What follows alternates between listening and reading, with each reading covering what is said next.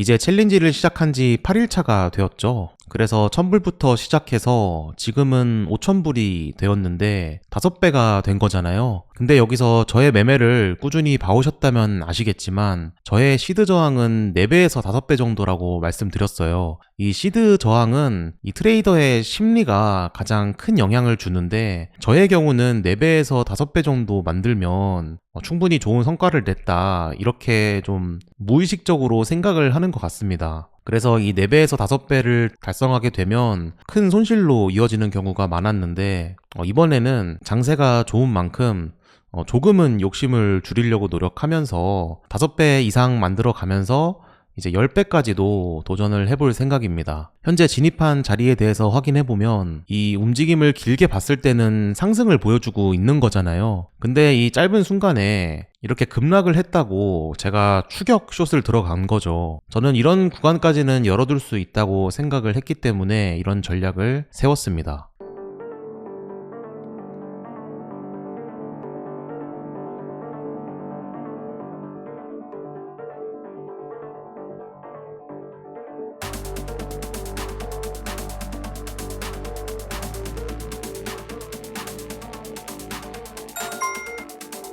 자, 이렇게 큰 손실이 났는데 영상 처음에 제가 말씀드렸던 시드 저항 말씀드렸죠.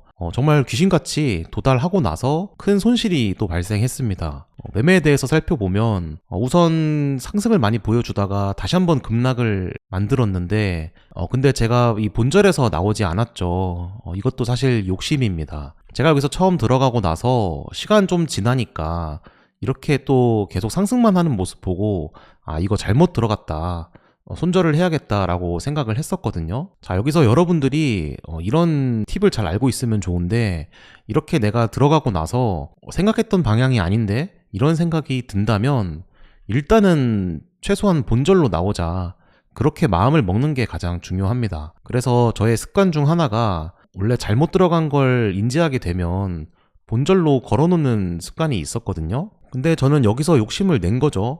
그래서 그런 주문도 걸지 않고 기다리다가, 이런 아래 자리를 기다리다가 다시 빠르게 반등하는 모습 보고 그냥 손절을 했습니다. 처음부터 이 전략은 사실 좋은 전략이 아니었죠.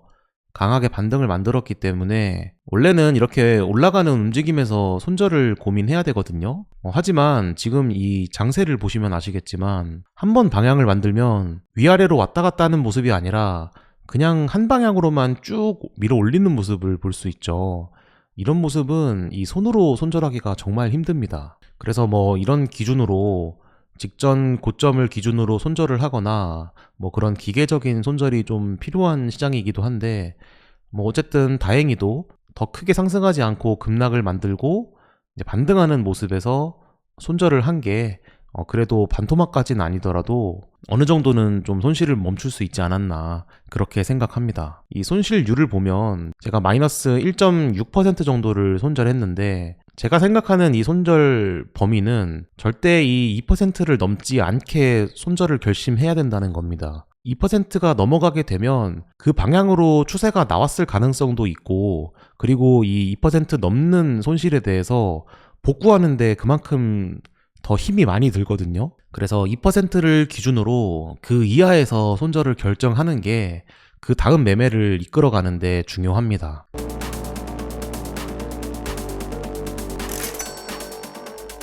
다음으로는 롱포지션 전략으로 수정을 했죠. 강한 반등을 또 보여주기도 했고, 이런 저점을 깨지 않았기 때문에 당장 이렇게 또 상승할 것이라고 생각하긴 어렵지만 이런 자리까지는 가지 않겠냐, 그런 생각으로 얼른 스위칭을 했습니다.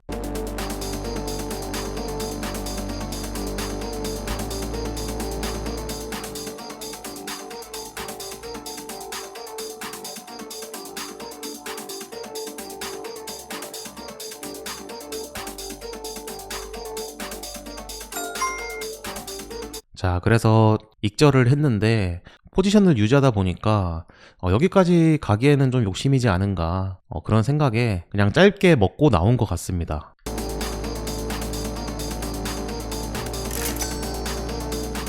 이번에는 숏 포지션을 들어갔는데 아무래도 이 직전 고점 부근이니까 한번 들어가 봤거든요.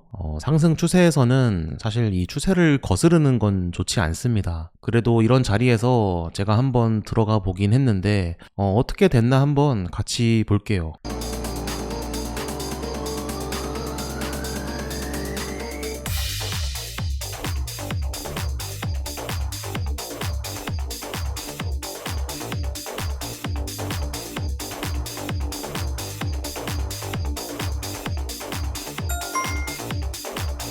거의 본절에 나왔죠. 너무 좀 쫄리기 때문에 이런 자리에서는 사실 길게 가져가기가 어렵습니다. 저도 들어가고 나서 이렇게 다시 또 오르는 거 보니까 잘못하면 이거 돌파하려나?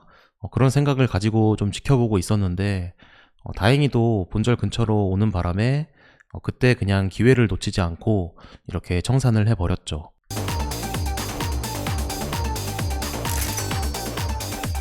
자, 근데 얼마 참지 못하고 다시 또 롱 포지션으로 스위칭을 했죠. 오늘 매매를 보니까 여러분들이 드는 생각이 있을 겁니다. 아, 왜 이렇게 매매를 급하게 하지?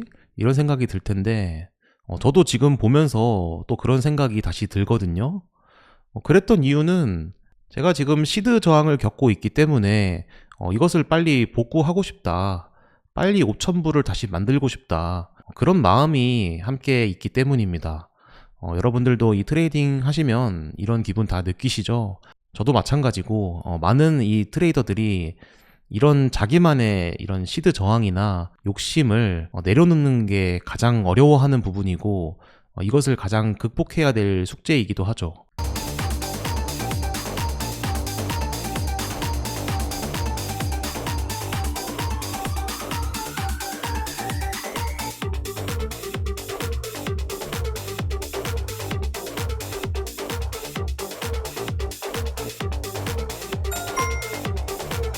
자, 이번에는 본절에 나왔습니다. 보신 것처럼 어느 정도 시간 지나니까 제가 그냥 본절에 주문을 걸어 놓죠.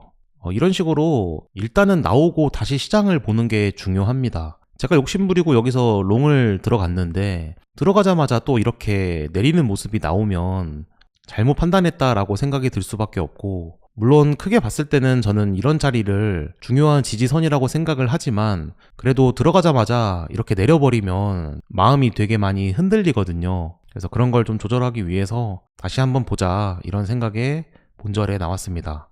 이 맥시 거래소의 장점이 이 지정가는 수수료가 무료이죠. 그렇기 때문에 제가 이 본절에 지정가를 걸어놓고 이렇게 위험도 관리를 할 수 있는 건데, 이런 부분은 여러분들이 사용하는 거래소 수수료에 따라서 생각을 하셔서 본절을 걸어 놓으셔야 됩니다.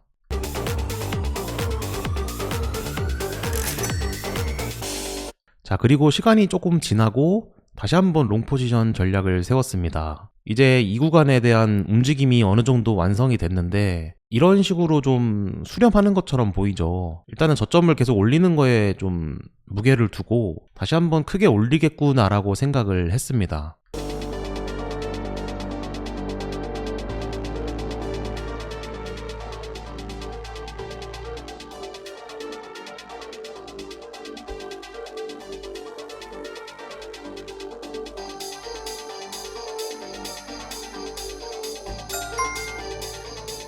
예상한 대로 다시 한번 올렸죠. 이런 움직임이 예측되기 때문에 제가 좀 공격적으로 롱 포지션 전략을 안 좋은 자리에서 세웠었는데, 조금 더 참을 수 있었다면 이런 자리에서 롱을 들어가고 또 어느 정도 수익을 내면서 이번 움직임에서도 수익을 함께 냈겠죠. 그래서 이렇게 좀 기다리자라는 마음을 항상 갖는 게 중요합니다. 어쨌든 이번 거래로 인해서 다시 한번 복구를 했습니다. 일단 이렇게 시드를 다시 만들어 놓으면 마음이 정말 편해지거든요. 복구만 할 수 있다면 다시 한번 그 이상의 목표로 가는 게 훨씬 수월해집니다.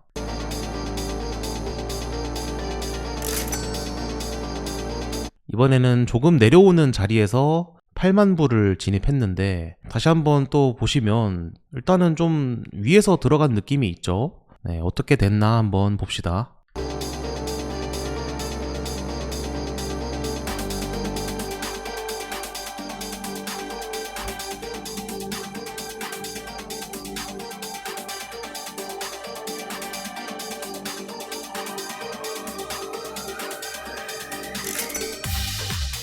이렇게 또 기다리지 못하고 들어갔다가 이번엔 정말 큰 하락이 나왔죠. 아까도 말씀드렸지만 제가 이 구간에서 지지선으로 봤던 구간이 여기였거든요. 그래서 이 구간까지 왔기 때문에 손절은 하지 않았고 일단은 계속 시장을 지켜봤습니다. 그리고 한 번, 두 번, 세 번 이렇게 좀 지지하는 모습이 자꾸 나오니까 그 다음 내려가는 이 자리에서는 분할로 2만 불을 추가로 진입했죠. 뭐 8만 불에서 2만 불이면 사실 크게 들어가는 건 아닌데 그래도 이 포지션을 나오기 위해서 좀 힘을 쓴 게 여기서 두 번째 진입을 한 겁니다. 현재 강제 청산가를 보면 84,400불이거든요. 이 정도쯤이기 때문에 굉장히 위험한 자리이기도 해요.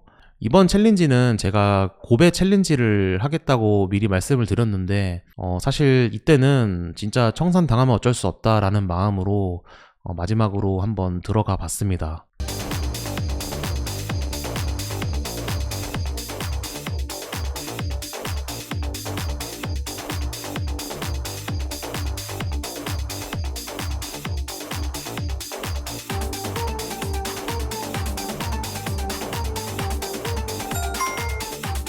그리고 다행히도 익절로 포지션을 나왔습니다. 제가 익절한 구간은 처음에 제가 들어갔던 구간이죠. 그리고 2만 불을 추가 진입하면서 평단을 조금 낮춤으로 인해서 오히려 수익으로 포지션을 정리할 수 있었습니다. 이런 매매는 사실 여러분들이 배울 만한 건 딱히 없습니다.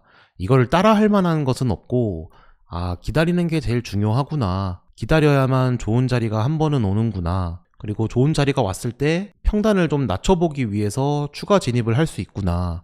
네, 이 정도만 배워두시고 굳이 이런 자리에서 이렇게 공격적으로 들어가는 것을 배울 필요는 없겠죠. 네, 어떻게 되는지를 그런 것들을 공부했구나. 그 정도로 생각하시면 좋을 것 같습니다.